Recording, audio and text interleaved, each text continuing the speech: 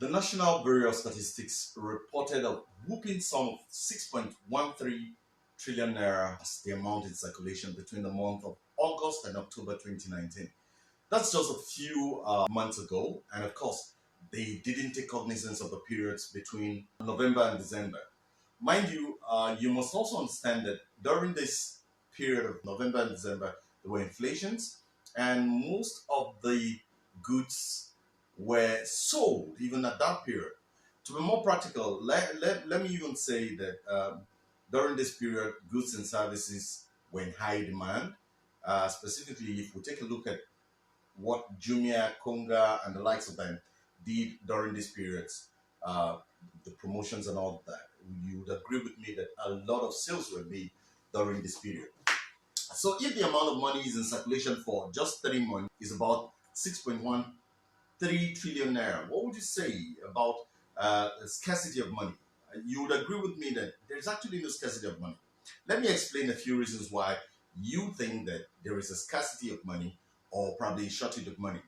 And I can bet that once you understand the secrets and you're able to work on your mindset as well as your physical strength to start doing the things that you ought to do, this will change totally.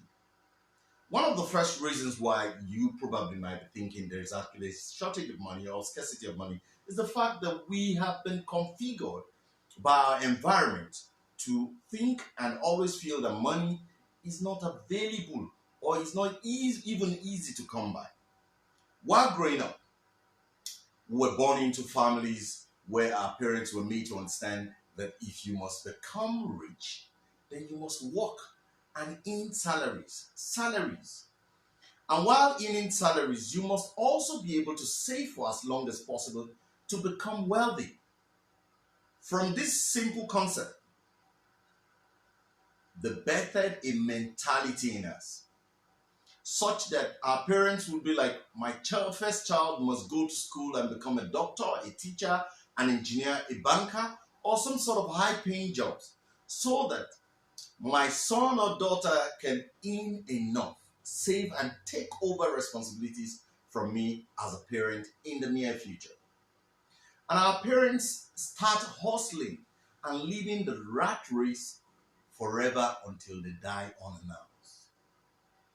That's exactly poor thinking. During this period, our parents will check everything you do.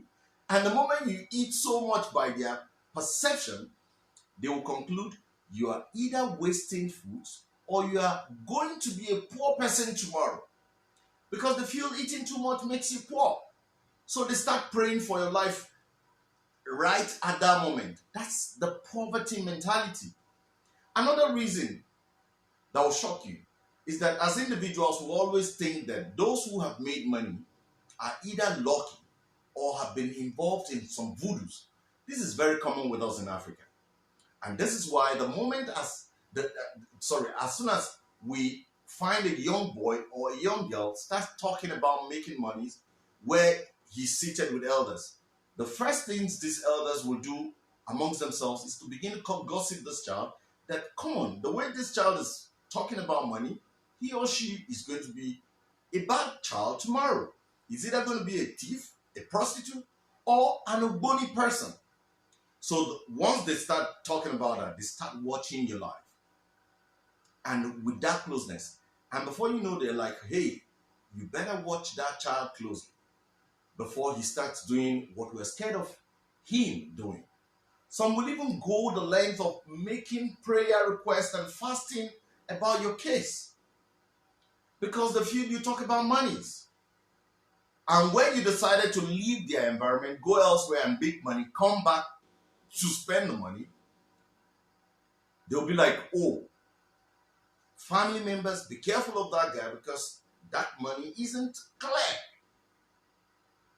But again, some very close ones that are with you or understand that you actually labored would say, hey, the guy is actually lucky. And that's the ignorance.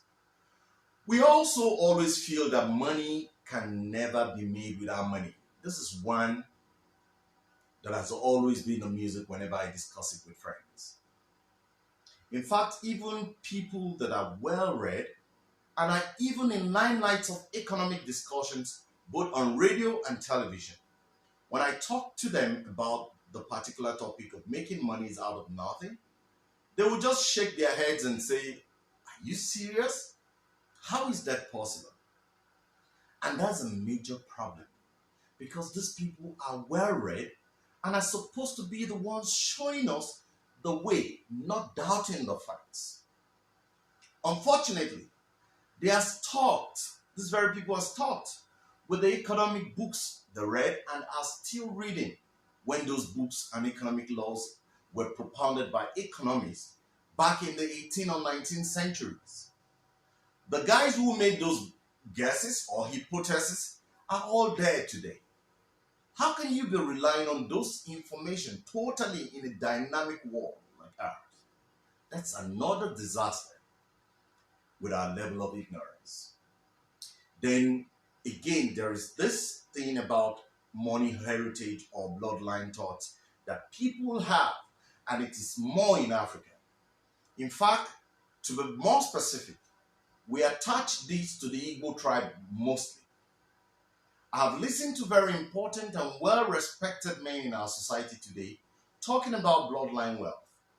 Unfortunately, when they want to orchestrate this particular bloodline thing, they point directly at the Igbo's culture or Igbo community. And I ask this question most times. Is Dangote rich? Or rather, is Dangote an Igbo man? Is Mike Adenuga an Igbo man? What about Otedola and the likes? These are guys that are not Igbos. And most of them, even though they have a link with a father who was rich, it just stops at that point. Most times, we haven't checked whether their grandfathers, their great-grandfathers were rich or not. The problem is we fail to understand that the Igbos are usually people who understand how money is made. And of course, they know very well that to make money, you have to understand how it operates.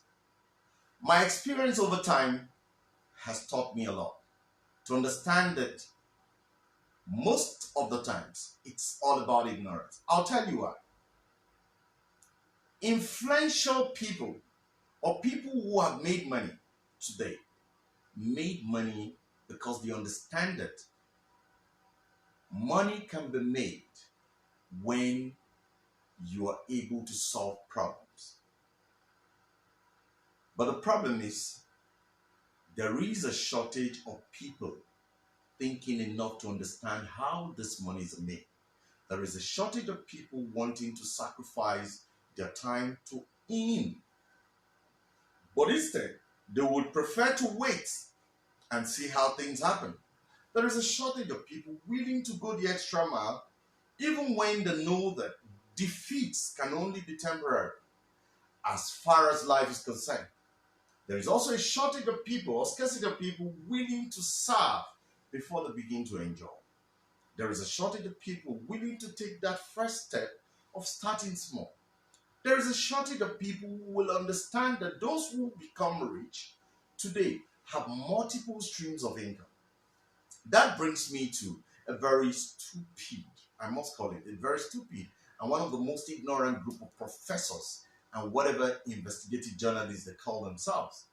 I said this because I really don't know why they did what they did, but I can confirm that it is a case of ignorance. One of them walked into my office and decided to record me without my knowledge while I was making marketing for one of my health clients. Well, my lawyers are actually on that matter. But what I want to say here is that they couldn't just understand that my company has a right to do all things or to do all kinds of businesses as enshrined in the corporate affairs laws of our country. And that means that I have the liberty to sell any consumable products, whether I lay claim to being the manufacturer or not. As we speak, I have 4 businesses, and I earn from each one depending on my strength to push that product or services. For instance, my real estate product is there, which of course I'm actually going to begin to do a lot of marketing for. I have my health business, I have telecoms business, and my consultancy businesses. And guess what? In this year, I'm definitely going to even go further to create more income streams. So it is ignorance to say that I should stick to only real estate alone. What if real estate fails like it did a few years ago? That's one of the biggest levels of ignorance, and that's why people think money is scarce. That's why people think there is a shortage of money. The typical Igbo man trains his child to grow up and solve problems for people. And by doing so, the child gets paid. That's why an Igbo man will come to your village and sell kerosene, sell you palm wine, sell you used clothes, and you will happily pay him for selling all of these things. For an Igbo man, he never sees scarcity of money. He will only complain about the strength to carry on with the task of solving the numerous problems he encounters. Because he knows that as long as he provides you your solutions, you will go the extra miles to pay him. And that's the secret about having money, about making money. My coach would always say, don't make money, go and collect monies. Well, let me round this up by saying that there is actually no shortage or scarcity of monies. What we have is a shortage or a scarcity of people that are thinking and are taking the needed actions. Don't start calling people names because they make money. Ask yourself, what solutions are they providing? So you could learn from them and start collecting monies as well. Ask yourself, what are the challenges people are facing right in your environment? And how best can you solve it and get paid by these people?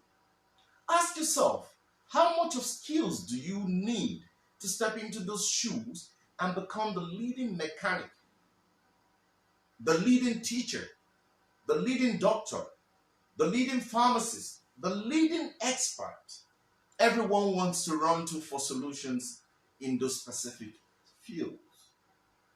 All you need to do is to ask. Do your own research.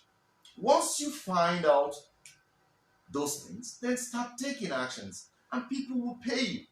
That's how monies come your way. So in the next 6 to 10 trillion naira that will be spent, exchange hands or go into circulation in this country, find your way into that chain of flow of money and begin to collect your own coins. And stop complaining about shortage of monies. Stop complaining about family background and bloodline. Stop complaining about witchcraft. And start doing the things you need to do to begin to collect your own monies. Start thinking. Start improving on your skills. Start taking massive actions. I hope you are motivated to start thinking more about money today, rather than being engrossed with this mentality of, oh, there is actually no money. If you're watching this for the very first time, don't leave here without connecting with me, as I'm prepared to actually help as many people as possible by transferring the knowledge I've acquired over time to those who will take actions. So go on and hit the like button and turn on the notification as well. And you know what? Go over to my blog, my YouTube channel, and watch some of the videos or read some articles that I've been able to provide. That's all I just simply want from you today. Be great, nothing else, please. My name is Tim, and I am the banker who resigned under the bridge. I'll see you again. Bye for now.